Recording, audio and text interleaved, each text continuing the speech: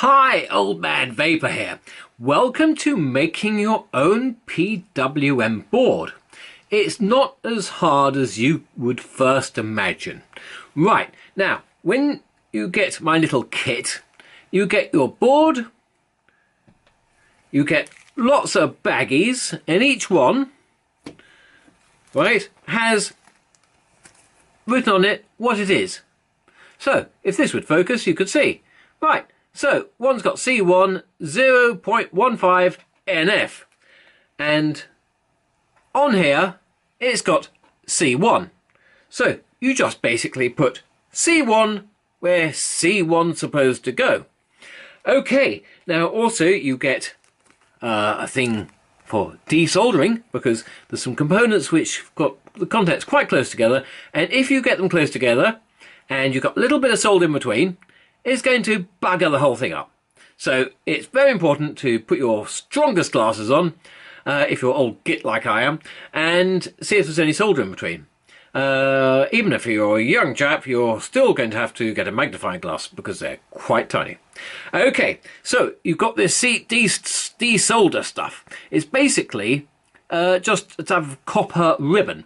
And what you do is you get your flux, which I also put a little bag of in, right? And you put that, smear it onto this. Then you get your soldering iron and you push this with its flux to where you put too much solder, right? You also get a little bag, I know it might not look much, but of solder paste. So basically, you heat that up a bit to make it nice and gooey, right? And you put that onto the board. Now don't do this where it's cold because it won't bloody work, right? The board has to be nice and warm. If you can put the board on a radiator for a while, all the better. Right, the next thing you need is lots of these. And you're saying, what the hell do I need bloody toothpicks for? No, it's not because you've got grit between your teeth. It's because, one, when you're soldering, you have to hold the components down if you're using a soldering iron. Or if you're using one of these jobbies, right, which are not very expensive, well, it depends on your income bracket, but I suppose about the cheapest one's about 35-40 pounds, but it's you're going to really appreciate getting one because it's great for heating shrink wrap round things. So, you know, if you're doing your 18650 batteries or anything else, or wire, great stuff. Okay, so, and there's another use for this, and that is down here we've got the solder paste, right, which is type of all gooey, and as you can see it's not actually flowing that easily. So what you do is you heat it up a little bit, and then you get a nice little bit on the end of your thingy, right? And then you've got a board, right? And basically you put the tiniest amount on each of the pads. And when I say tiny, I mean tiny. And I can't zoom in like close with this camera, so I'm not even going to attempt to.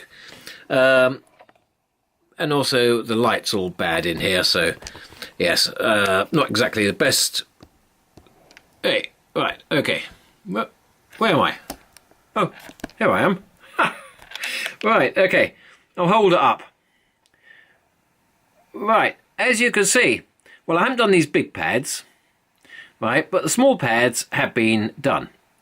And you can really not see very much on them at all. As you can see, it's only a tiny bit.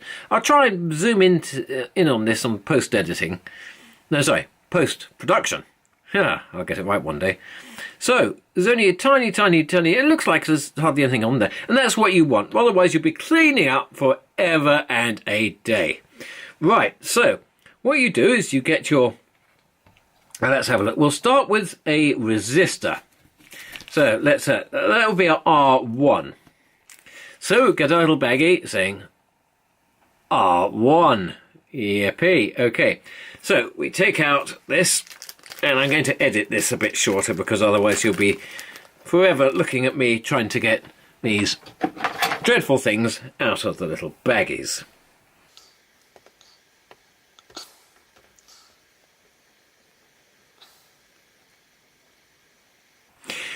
Hi again. Right, okay, now I've got a pair of tweezers, and these are about a third of the size of a grain of rice, so they are quite tiny. Yes, quite tiny. Anyway, so let's have a look. We've got our board here. Now, on this board, the place for this is where it says R2, because I took it out of a... Was it R1 bag or R2? I took it out of a R1 bag, so in black the place is R1, not R2. Right. Oh, I should point out though, R2, right, here we go, R2 and the capacitor there, right, it looks like they could go from side to side. They don't, they go lengthways like that. And I put them on there, and I thought, why is this bloody thing not working? And it's because I put them on the wrong way around. And it's quite clear, but they've got a line on the top of where it's, you know, each of the pads are. Anyway, so I'm going to put this on here. Now, this was a R1. So let's find R1. Oh, R1 is there. Right, so I push it down. Okay, lovely. Right, my toothpick. No, that one's a bit dirty. Yeah, I'd suggest you get a few toothpicks because you're going to get through them. And I've got my soldering iron. Now, you can see I've got a soldering iron here. There, I won't touch the tip because it's hot. It's really awkward with this autofocus. But anyway, we've got the tip here. Now, it's very important to make sure that your tip is clean. Right, so what we do is we push it into the type of stringy thing and we put it onto a bit of, what do you call this stuff? Sponge, right? A piece of sponge which is nice and wet, unlike this one. So I should really do that, but I can't be bothered at the moment. Right, okay, so we chuck it over there. Right, let's have a look at what's happening here. Now, we've got the resistor, and I can't really zoom in on this. Well, I can try, but I don't think it's going to be in focus. Oh, that's going the other way. Hey, come on. Oh, it is zooming in, but it probably won't be that clear. Oh, anyway, it will give you a rough idea. Right, so we've got our little resistor on here, right, and it's tiny, and it's stuck onto where the solder paste is. Now, if I just touch the solder on one end, it will probably flip up. So what I do is I get a toothpick, and I hold that resistor in place, right, and I hold that onto one end, and the solder paste will melt. And basically, that's it. So, no rocket science there. However, a much easier way of doing it is to have the hot air gun, right? Because all you do is you put it onto a low setting, low puffing setting, you know, air velocity or whatever, and you just hold it above it. Once you put all the components on, hold it above it, and all the solder paste melts, and it all goes into the correct place, and you think, well, that was easy. Anyway, so that's about it for putting that on. But the next thing is the pads where you connect the large wires, right, that go onto the board, that go to your 510 and your battery. Right, one big mistake everybody does here, and they always wonder why I can't really get a very nice joint on this, and I'm not opening that to show you what a big soldering iron is, but you really do need a big soldering iron, right? So, you know, as powerful as you can get, a really cheap, nasty one will do nicely, right? Just like it's got big tip on it. I mean, if it looks rubbish and it's got big tip, it will do beautifully because it will transfer the heat very quickly into here and into there. If you try to put solder onto these, right, and you've got a small iron, this will drag all the heat out of the soldering iron really quickly, and what will happen is the soldering iron will try and heat up, and it just won't have enough oomph to heat this up properly. What happens is the solder then starts flowing down here, and then when you finish the thing, you've got a bloody solid piece of this. So, two things. One, when you're soldering these big wires, make sure you press it down onto the board and you hold it upright so it sort of doesn't flow up. And secondly, make sure you use a hot enough iron, big enough. Anyway, that's the end of part 1. Hi. Right, on the board there's some things called D1 and D2. And no, this is not Star Wars. They are diodes. These things. And I'm putting my finger behind it.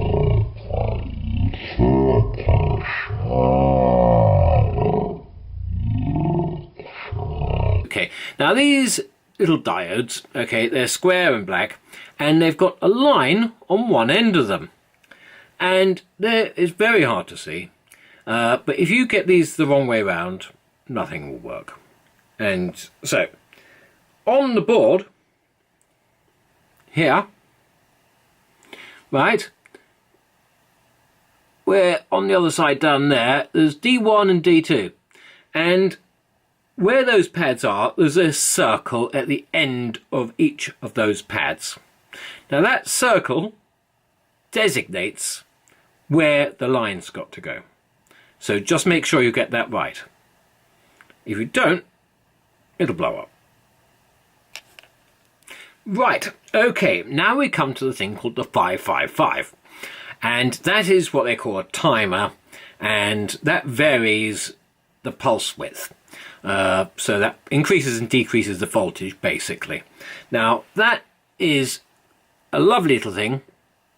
Yeah, and let's hope my finger trick works. Oh, yes, there it is. Okay, so, as you can see, it's got 8 tiny legs. Not only does it have 8 tiny legs, but it's also got one of those lines on it at one end. Right, and on this board, here, go on, please focus. I'll probably get all my bits falling off. Right, on this board, you see the one where it's got 8 little legs? At the top there, it's got a little indent. So that's where you put the line. Right, now the other thing is, once you put your hot air or your solder gun with your toothpick, right, onto it, you've got to make sure that there's no solder in between each leg. Okay? Okay, I've shown you how to do... Oh, little bits hanging around. Right, I've shown you how to do the soldering with a toothpick and a soldering iron. Easy. Right, even easier, or I just hope so, is the hot air gun. So I'm going to get the hot air gun and I'm going to show you, probably completely out of focus, how to do it.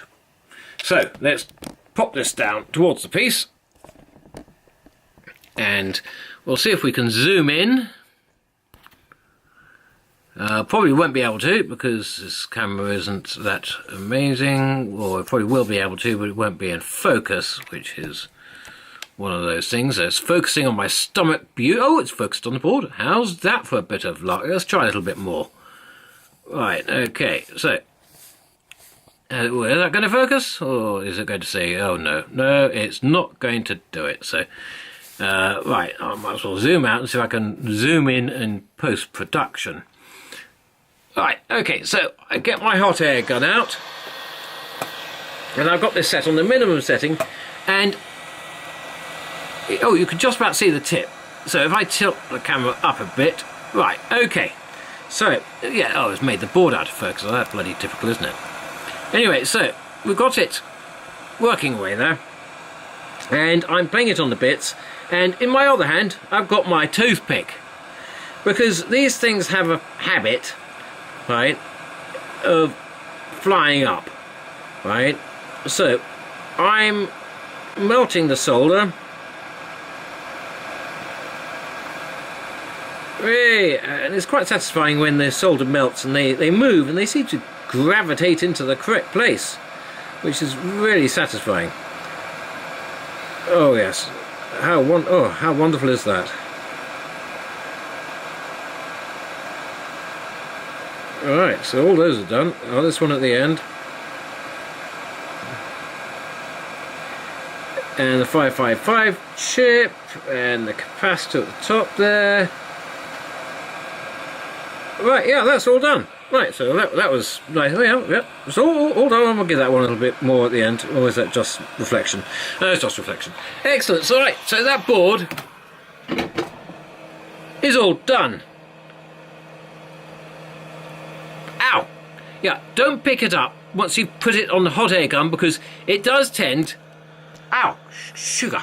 It is hot, because it's obviously been heating it up, right, with a hot air gun.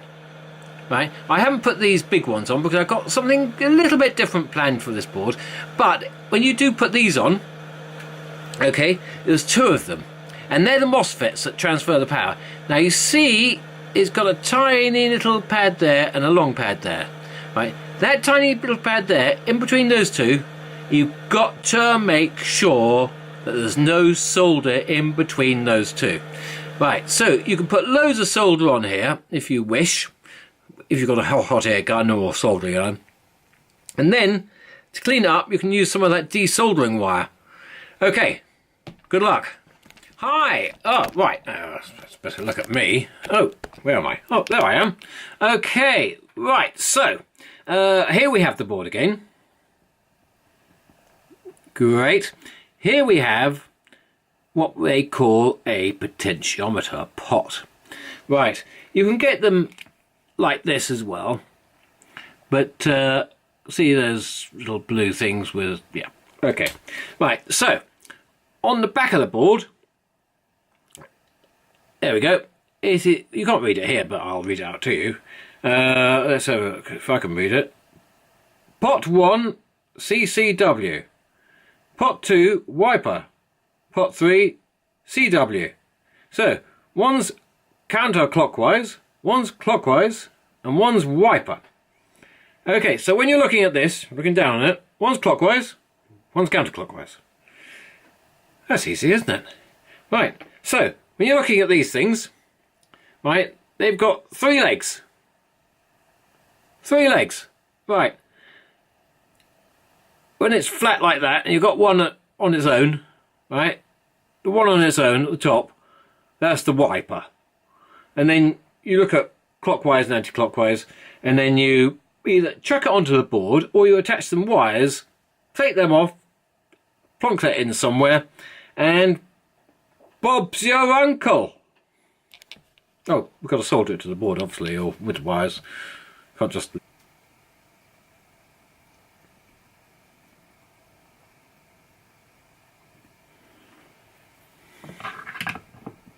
Oh, hello. Forgot you were there. I've been busy soldering. Oh, forgot to switch this off. Oh, expect that camera's getting hot now. Well, I've been soldering. What happened was I wasn't actually paying attention when I was chatting away with this pot. And basically it's got 6 holes along the back here. And I just willy-nilly plonked it into 3 of the holes, soldered it up, looked at it, I thought, oh, bollocks. I've just soldered it to the battery, fire 1 and fire 2. So I had to take it off again. But that's the type of thing that's going to happen to you. Unless, of course, you're really bright and with it, not an old man like me. Okay,